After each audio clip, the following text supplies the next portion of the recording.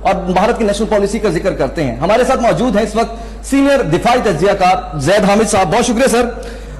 بڑا بھارت میں تناؤ بڑھ رہا ہے پاکستان اور بھارت کی بیان بازی, لیکن آج تھوڑی سی تبدیلی ہم نے یہ دیکھی کہ ملیحہ لودھی صاحبہ نے بھارت کو دہشت گردی کی ماں قرار دے دیا. یعنی ایک ایگریسو اپروچ ہمیں ہماری خارجہ پالیسی میں نظر آئی. کوئی تبدیلی نظر آ رہی ہے آپ کو ہماری خارجہ پالیسی میں؟ حسن, یہ ہماری خارجہ پالیسی کی تبدیلی نہیں ہے, ہمارے ایک ڈپلومیٹ کا ایگریسو بیان ہے.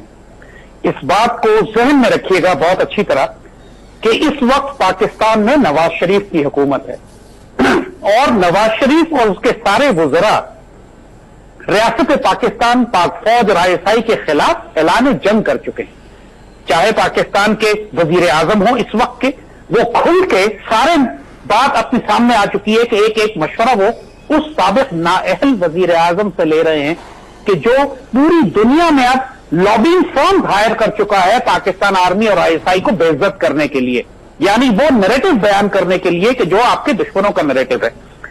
لہذا ہم اس وقت بہت ہی خطرناک صورتحال میں ہیں کہ جب حکومت پاکستان آپ کے دشمنوں کا بیانیہ نیریٹو بیان کرے گی دنیا کے سامنے, اس وقت جو پاکستان کے دفاع میں مزاحمت کی جا رہی ہے وہ پیٹریوٹس کی طرف سے کی جا رہی ہے, چاہے وہ فورن آفس میں ہو, میڈیا میں ہو, یا پاکستان کے معاشرے میں پھیلے ہوں, مسلح افواج میں ہوں, جوڈیشری میں ہوں. لیکن زید حامد صاحب, کیا ملیحہ لودھی صاحبہ اپنی پرسنل کیپیسٹی پہ اتنا ایک پالیسی بیان دے سکتی ہیں؟ جی بالکل دے سکتی ہیں. ریزن بینگ آبویسلی ان کو یہ کہنے کا حکم وزیر اعظم نے یا وزارت خارجہ نے تو نہیں دیا, کیونکہ اگر وزیر اعظم کے پاس اتنی جرت ہوتی, یہ نیشنل پالیسی ہوتی, تو وہ کلبھوشن کا نام لیتے رہتے UN کے ایڈریس میں جو دنیا کا سب سے بڑا فورم ان کو دیا گیا. کمپیریٹیولی جو وزیر اعظم شاہد خاقان عباسی ہیں, ماضی کی نسبت اس مرتبہ بڑا پرنسپل سٹینڈ لیا ہے انہوں نے اور اچھی تقریر کی ہے, اگر ہم کمپیریزن کریں ماضی سے.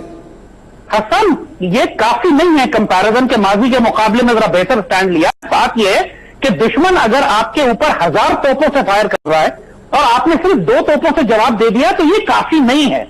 آپ اس وقت آپ تھریٹ دیکھیں جو کیا ہے آپ کے اوپر.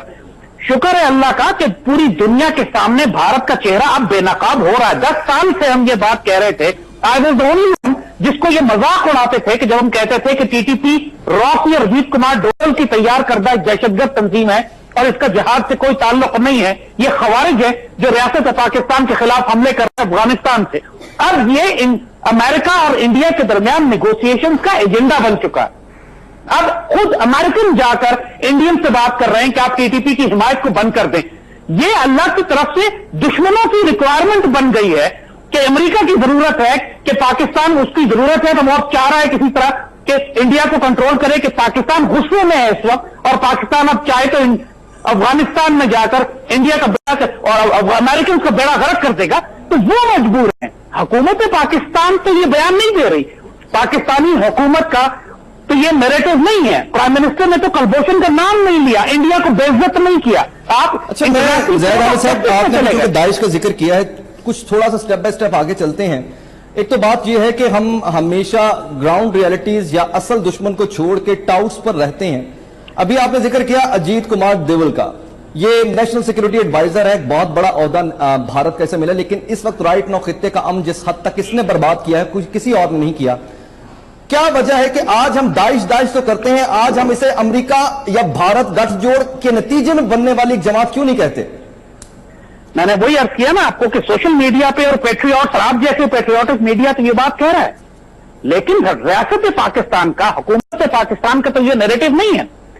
ایک بات جو واضح ہو چکی ہے, انڈیا کے اخباروں میں چھپ چکا ہے کہ پوری دنیا میں داعش کو اسلحہ اور ایکسپلوسو سپلائی کرنے والا ملک انڈیا ہے, لیکن اس کا کوئی ذکر پاکستان کی سر اجیت ڈوبل جو جا کر ملاقات کی ہے شام میں, سیریا میں داعش کے جو کمانڈرز ہیں, اس کے بعد اجیت ڈوبل کی وہ ملاقاتیں بھی سامنے آ گئی جس میں افغانستان کے اندر ٹھکانے یا ان کو لانے والا اجیت ڈوبل ہے.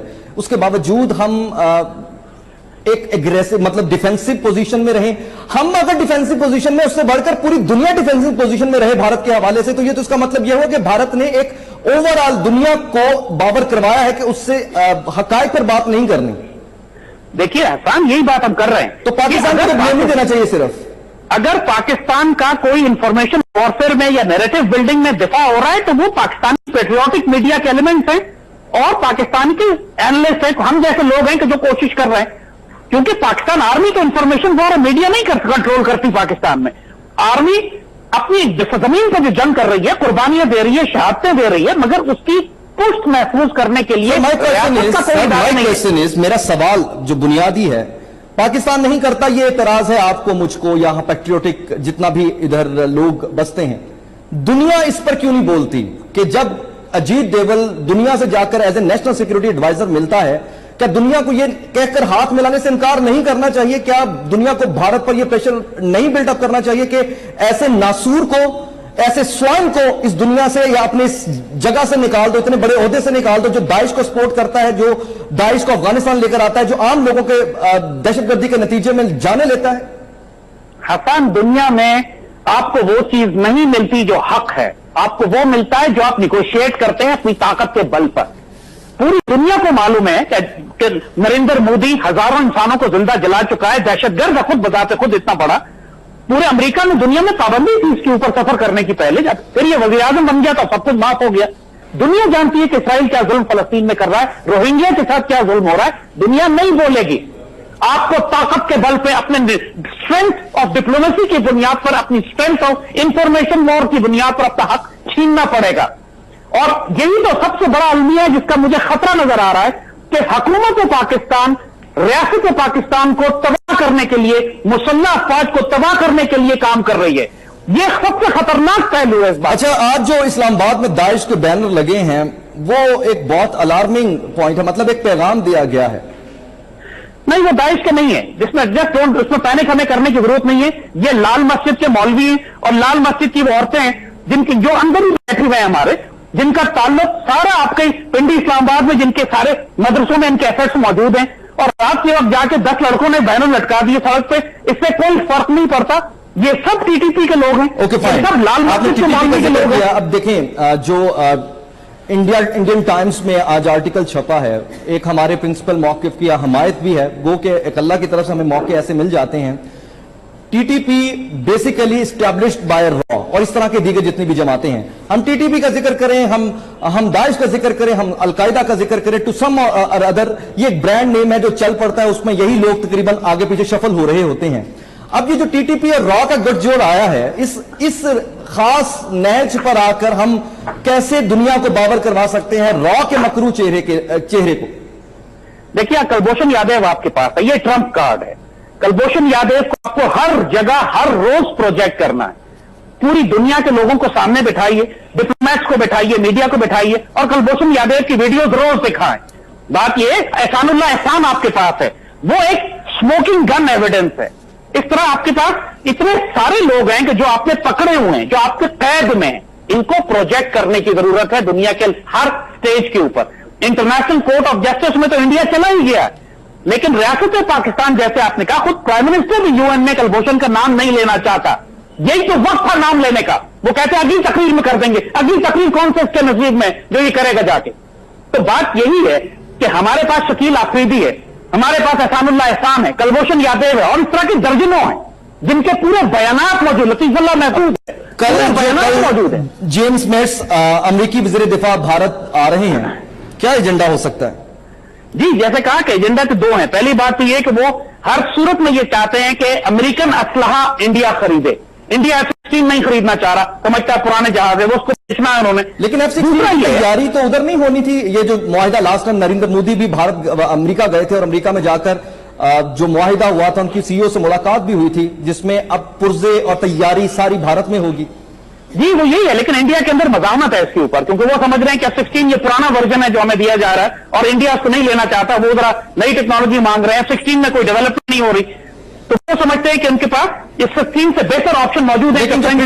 उनके बारे में क्या ख्याल है? क्योंकि हमारी इत्तलात के मुताबिक अमेरिका ड्रोन देने जा रहा है भारत को, जो कि वो इस्तेमाल होंगे चाइना की निगरानी के लिए। देखिए, बहुत कुछ होगा। इंडिया अमेरिका का स्ट्रेटेजिक एलाय है चाइना और पाकिस्तान के खिलाफ, मगर मसला यह है कि जैसे अल्लाह ताला ने अमेरिका की गर्दन और शहरत पाकिस्तान के पैरों तले दबा दिए, अफगानिस्तान में जब तक अमेरिका है उसको पाकिस्तान की जरूरत है, वरना वो अमेरिका जिबा हो जाएगा अफगानिस्तान में। पाकिस्तान आर्मी ने शर्त लगा दी है कि किसी भी किस्म की नेटो सप्लाईज के लिए किसी भी किस्म की कॉपरेशन अगर आप चाहते हैं तो इंडिया को निकालना होगा। अब क्राइसिस है अमेरिका के लिए कि इंडिया को कैसे निकाले अफगानिस्तान से। तो इसके लिए उन्होंने कहा है कि सिर्फ आप टीटीपी को कंट्रोल कर ले ताकि पाकिस्तान का गुस्सा जरा ठंडा हो जाए। इसके लिए जा रहे हैं बात करने। मेरा नहीं ख्याल कि वो कोई कामयाब हो सकेगा। टीटीपी को इंडिया किसी सूरत में अब यदि हम कह सकते हैं कि वक्त या हालात इस नहज पे भारत को ले आए हैं या अमेरिका को इस हद तक मजबूर कर दिया है कि वो भारत का असर रसूख खुद अफगानिस्तान से भी खत्म कर दे। देखिए, भारत का असर रसूख अमेरिका कभी खत्म नहीं करेगा और इंडिया कभी वहां से निकलेगा नहीं। इंडिया और अमेरिका इस वक्त इतने बड़े स्ट्रेटेजिक पार्टनर हैं कि टीटीपी को वो किसी हद तक कंट्रोल कर सकते हैं, पीछे हटा देंगे, लेकिन इंडिया का इन्फ्लुएंस अफगानिस्तान में नहीं खत्म करेंगे। वो हमें तलवार के जोर से लेकिन यहाँ एक इंपॉर्टेंट क्वेश्चन ये भी है ना कि जो अभी अमेरिका अफगान पॉलिसी आई है, सॉरी पाक अफगान अमेरिकी पॉलिसी आई है, उसके मुताबिक उसने भारत से डू मोर का कहा है, यानी अब भारत से वो फौजें तलब कर रहा है। क्या भारत अपनी बराह रास्त आर्मी को इस जंग में झोंक सकता है? पहले तो छुप कर वो एक स्पाई के तौर पर काम कर रहा था, लेकिन अब इस पॉलिसी के तहत भारत को अमेरिका की दोस्ती में अपने जो फौजी हैं बराह रास्त जंग में धकेलने पड़ेंगे। भारत इस पोजीशन में है। हसन, ऑलरेडी हजारों इंडियन सोल्जर्स अफगानिस्तान में मौजूद, लेकिन सामने नहीं है सर। सामने भी हैं, वो डॉक्यूमेंटेड हैं, उनकी फोटोग्राफ्स और पिक्चर्स अवेलेबल है। टीटी के साथ टीटीपी के साथ मिलकर हमले कर रहे हैं पाकिस्तान आर्मी पे। सर इसमें और उसमें थोड़ा सा फर्क इस तरह होगा कि फिर डिक्लेयर कर दिया जाएगा कि ये जो भारतीय फौजी हैं ये ऐसे ही हैं जैसे अमेरिकी फौजी हैं, ये ऐसे ही हैं जैसे जर्मन फौजी हैं, ये ऐसे ही हैं जैसे अफगानी फौजी। इंडिया के लिए क्राइसिस होगा और इंडियन फौज खौफजदा भी है, क्योंकि उनको मालूम है कि जहां पे सोवियत यूनियन शिकस्त खा गया, जहां पर अमेरिकन और नेटो शिकस्त खा गई, वहां उनको पता है कि इंडियंस का कोई चांस नहीं है। अब यही बात है कि इंडियन आर्मी रिलक्टेंट है, लेकिन मोदी के लिए यह स्ट्रेटेजिक स्टेक है कि अगर वो इनकार करता है अपनी फौजें भेजने से तो अमेरिका उसको अफगानिस्तान में डंप कर देगा फिर। अब ये भी वो नहीं चाहते, लिहाजा इनके लिए डिफिकल्ट। काल करे सो आज कर, आज करे सो अब, पल में परलय होएगी, वीडियो लाइक करेगा कब।